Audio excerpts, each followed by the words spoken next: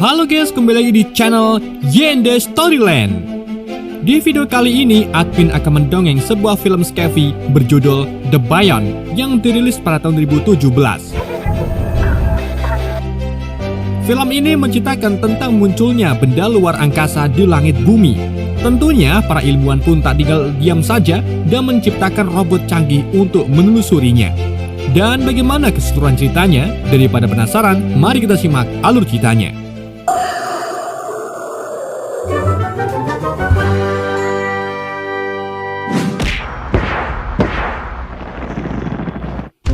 Film dibuka dengan munculnya sebuah anomali berupa gumpalan asap di atas langit bumi. Anomali itu dipercaya jatuh dari luar angkasa dan mencapai ke bumi.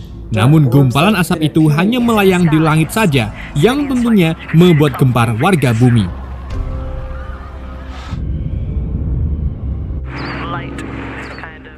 Untuk mengetahui semuanya, kita kemudian beralih ke 12 bulan sebelumnya, di mana kita diperlihatkan dengan seorang ibu-ibu bernama Gillian yang merupakan pimpinan di Space Agency atau Badan Penerbangan dan Antariksa. Gillian kemudian melakukan wawancara bersama putrinya yang bernama Mary untuk membahas kegiatan keseharian mereka.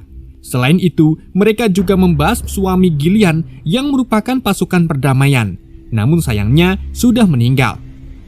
Di tengah wawancara tersebut, Gillian mendapatkan telepon dari tempat kerjanya yang menyuruhnya agar cepat datang ke kantor karena ada masalah serius. Alhasil, Gillian pun menghentikan wawancara itu dan pergi ke pusat Space Agency. Scene lalu menunjukkan Stasiun Luar Angkasa Internasional atau ISS yang menampilkan keadaan di luar angkasa. Adapun astronot ISS bernama Jim Marcel yang sedang terhubung dengan pusat Space Agency. Di situ, ia lalu keluar dari pesawat luar angkasanya untuk memperbaiki kabel kelistrikan. Tapi selang tak lama, pusat Space Agency mendeteksi adanya suara aneh. Dan di waktu itulah muncul cahaya terang yang bergerak menuju ke arah Jim. Cahaya itu juga mulai mengganggu komunikasi mereka, sedangkan Jim yang mencoba untuk masuk kembali ke pesawatnya akhirnya gagal dan tersedot ke dalam cahaya tersebut.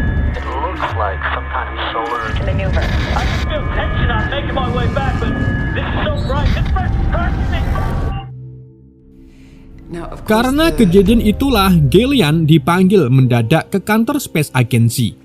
Gillian lalu diberitahu kalau jaringan komunikasi mereka dengan ISS terputus. Tak hanya itu saja, semua satelit yang mengorbit juga mengalami masalah yang sama di waktu itu juga. Sementara Jim Marcel sampai saat ini masih belum ditemukan dan kemungkinan tidak terselamatkan.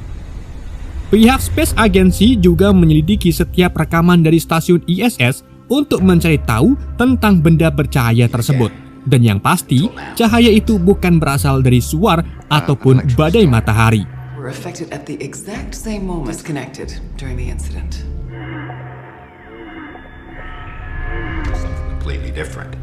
Di samping itu, Alex Grant yang merupakan kepala misi eksplorasi membeberkan kalau anomali cahaya itu bukan pertama kalinya ditemukan. Karena pada tahun 1990, anomali cahaya itu juga muncul selama 2 bulan. Tetapi sebelum para peneliti mendapatkan informasi lebih tentang anomali tersebut, cahaya itu tiba-tiba hilang begitu saja.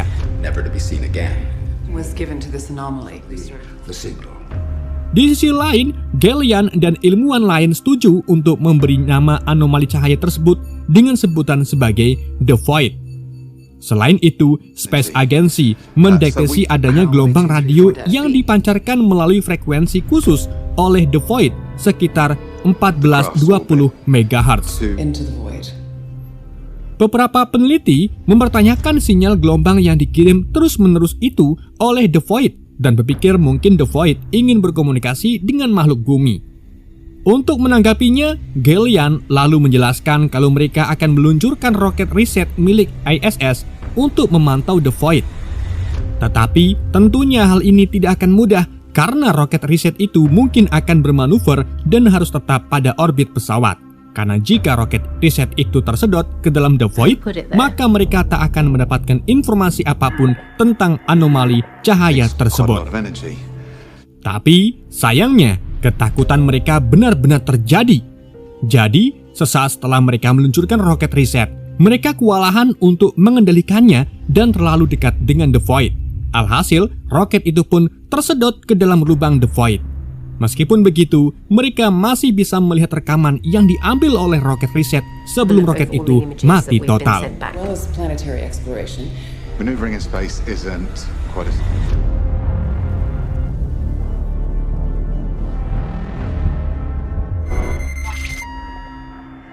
Gallian menjelaskan kalau tampilan The Void ini seperti terowongan dan di sisinya terlihat ada materi cahaya serta kosmik. Dengan begitu, Gallian memastikan kalau The Void ini seperti lubang cacing yang memiliki pintu masuk serta pintu keluar, dan mereka akan mencari tahu lebih lanjut. Selain Gallian, seorang kosmologis atau peneliti yang mempelajari alam semesta bernama Jessica Johnson juga setuju kalau The Void ini seperti lubang cacing. Tapi mereka juga masih mempelajari apakah The Void ini berbahaya atau tidak. I think we need to move forward now. For eternity. Definitely outside anything. But exactly it is we're dealing with. Sedangkan di tempat lain, tepatnya di Universitas of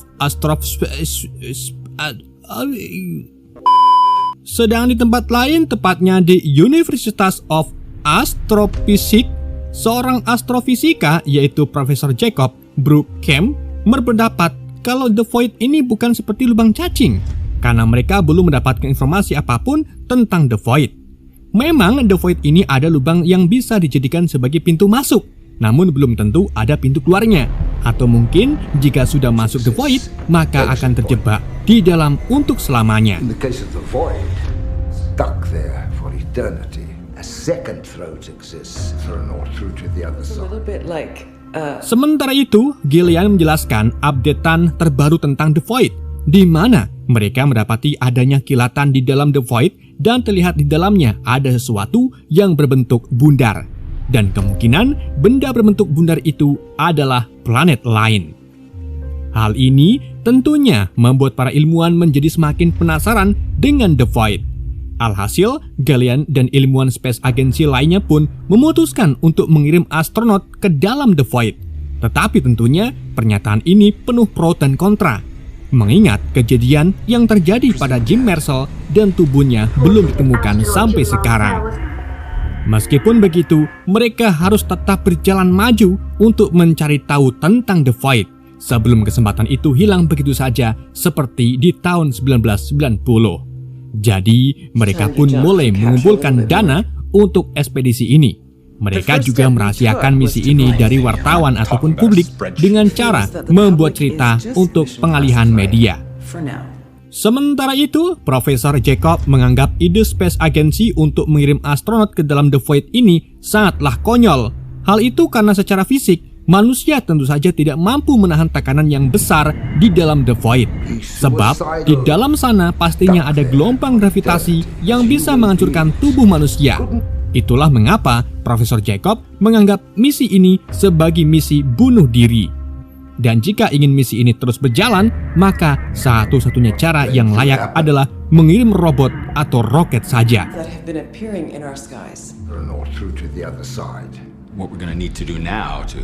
Such a venture would entail. Spectatify them. Di sisi lain, beberapa benda bundar yang ada di dalam The Void tiba-tiba keluar dan jatuh ke bumi. Namun benda bundar yang disebut sebagai The Spheres itu tidak sampai menyentuh tanah dan hanya melayang di langit-langit bumi. Tentunya, fenomena ini pun membuat warga bumi heboh serta ketakutan. Sementara itu, Space Agency mengamati The Void dari kejauhan melalui satelit. Terlihat kalau The Void memancarkan serangkaian gelombang kasat mata bersamaan dengan The Spheres. Hal ini membuat para ilmuwan was-was karena bisa saja gelombang itu bisa menimbulkan badai yang berdampak negatif kepada bumi. Series of invisible waves. Cosmic wave. Setelah kemunculan The Spheres, organisasi militer menganggap situasi ini sebagai ancaman keamanan dunia. Jadi, Departemen Keamanan menghubungi Space Agency untuk membahas hal ini. Alhasil, mau tak mau, Space Agency pun memberitahu misi selanjutnya yang akan mengirimkan astronot ke dalam The Void. Karena hal itu, militer rahasia AS menghubungkan Space Agency dengan divisi transhumanisme, di mana mereka menawarkan Space Agency untuk menggunakan robotika rahasia milik militer, karena jika menggunakan manusia akan terlalu berbahaya. Robot yang dimaksud itu adalah Human 2.0. Robot ini dirancang untuk menggabungkan otak manusia ke tubuh robot sehingga menciptakan tentara yang lebih kuat. Akan tetapi, jika otak manusia sudah dipindahkan ke Human 2.0, maka manusia itu tidak bisa lagi ke kehidupan yang semula.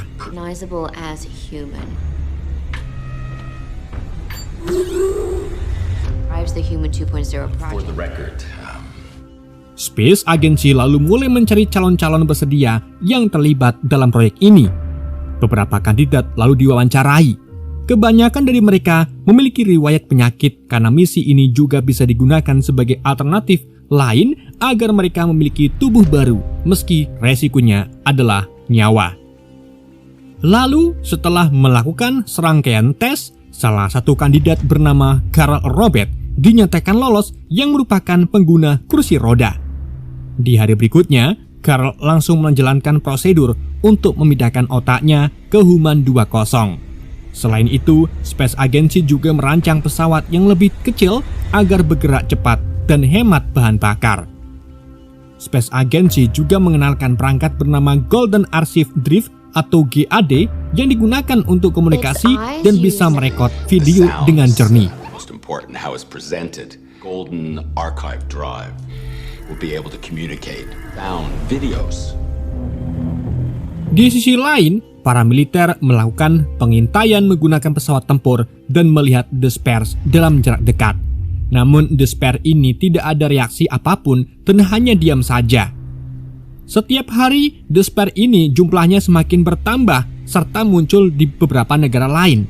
Sedang pihak Space Agency meminta agar para militer tidak melakukan penyerangan terlebih dahulu karena para ilmuwan belum mendapatkan data informasi yang jelas.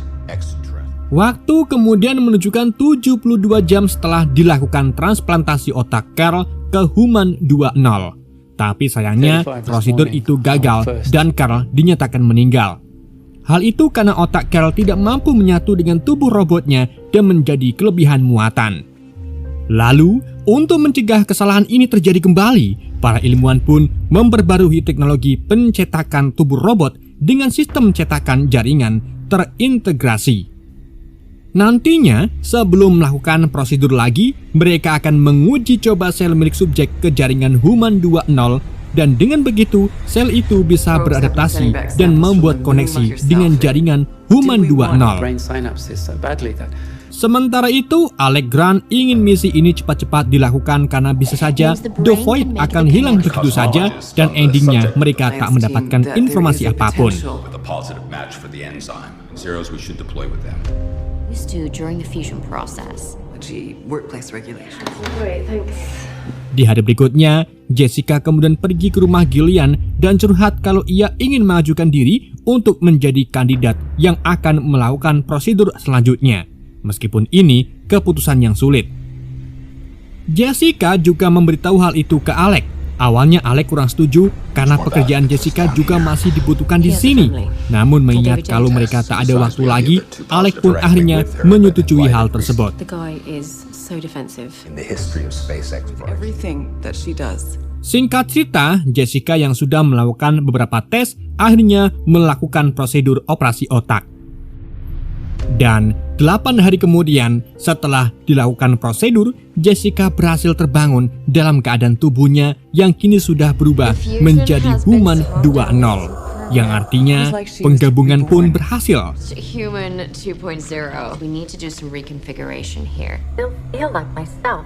Sedangkan di sisi lain, militer AS juga memproduksi prajurit Human 2.0 yang dilengkapi dengan persenjataan yang tidak disebutkan. Dan nantinya prajurit itu akan digunakan untuk menemani Jessica misinya Jessica. I would suggest that this is the beginning. Selang tak lama setelah semuanya sudah dipersiapkan, Jessica dan prajurit 2.0 diluncurkan ke The Void.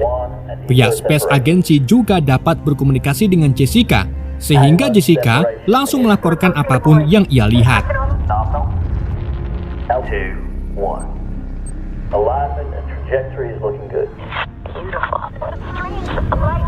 Beberapa saat kemudian, Jessica mulai masuk ke dalam The Void dan merasakan tekanan gelombang yang amat kuat.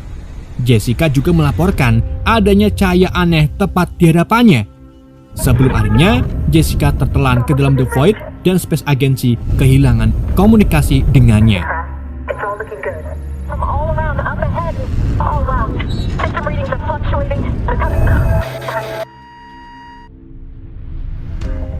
Di situ, Gillian mengungkapkan kesedihannya atas kejadian yang dialami oleh Jessica. Meskipun begitu, ia masih berharap kalau Jessica akan muncul kembali meski akan memakan waktu yang cukup lama.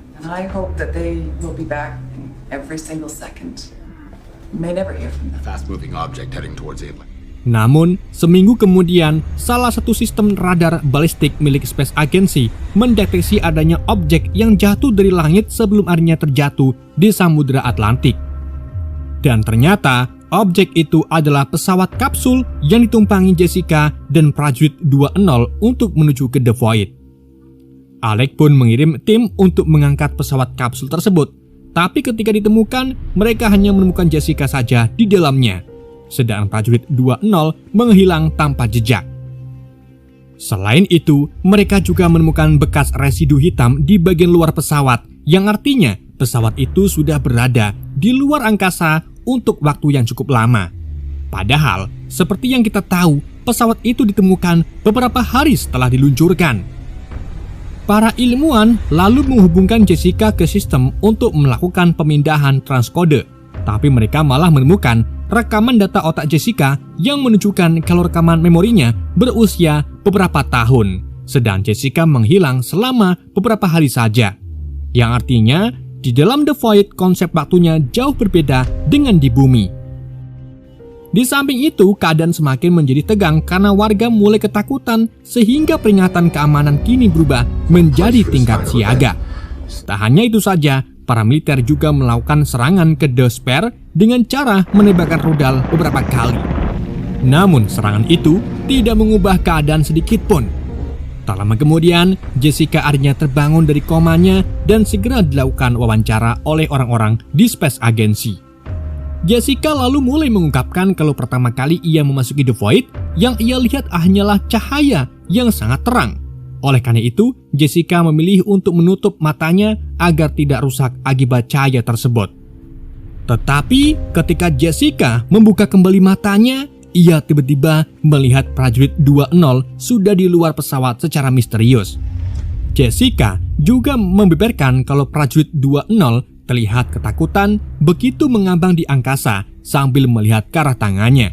Sebelum akhirnya tangan si prajurit meledak dan menghasilkan cahaya seperti bom nuklir. Lalu, selang tak lama, pesawat Jessica oleng dan masuk lebih dalam lagi ke dalam The Void. Hingga akhirnya pesawat Jessica jatuh ke sebuah planet tak diketahui. Dan ketika Jessica terbangun, ia melihat sebuah asap hitam yang bergerak ke arahnya. Tapi, lagi-lagi muncul kilatan cahaya yang membawa Jessica ke ruang kosong yang berwarna putih. Dan disitulah Jessica didekati oleh sosok yang menggunakan baju astronot yang ternyata adalah Jim Marcel. Jim kemudian menyampaikan kalau semuanya akan baik-baik saja. Meskipun kesaksian Jessica sulit dipercaya, namun Space Agency beranggapan kalau Jim Marcel masih hidup dan The Void serta Despair itu tidak ada niatan jahat. Lalu, tak lama kemudian Space Agency mendapatkan potongan video yang diambil dari roket riset observasi planet yang menampilkan meledaknya tata surya hingga hancur berkeping-keping.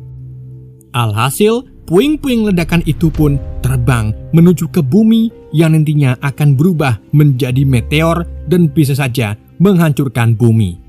Tentu saja kejadian ini membuat semua orang di Space Agency ketakutan karena tidak ada persiapan apapun untuk mencegahnya.